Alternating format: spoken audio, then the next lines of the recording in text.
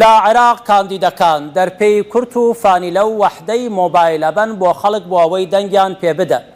لە ناسریە کاندید دەگەڕێن بە ماڵانە، هەر کەس دەبینن بەسەر شان و ملیا ئەکەون. 4 جار ئەم لاوەولای ماچ دەکەن دەرپێ قوتەیەکی بەهەدیە دەدەنێ.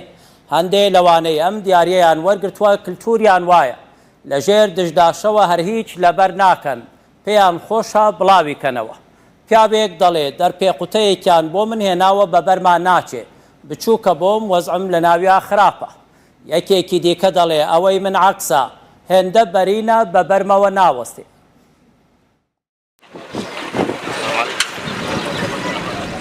لەگەڵ دەستپێکردنی بانگەشەکانی هەڵبژاردن، بربژێرەکان بۆ بەدەستهێنانی دەنگی زیاتر هەوڵ دەدەن بە شێوازی جیاواز و بەخشینەوەی دیاری سەرنجی دەنگدەران ڕابچێشن. بەشێکلە بربژێرەکان بە دابەشکردنی باڵانسی مۆبایل و زلی ژێرەوە سەردانی ماڵباتە هەژارەکان دەکەن.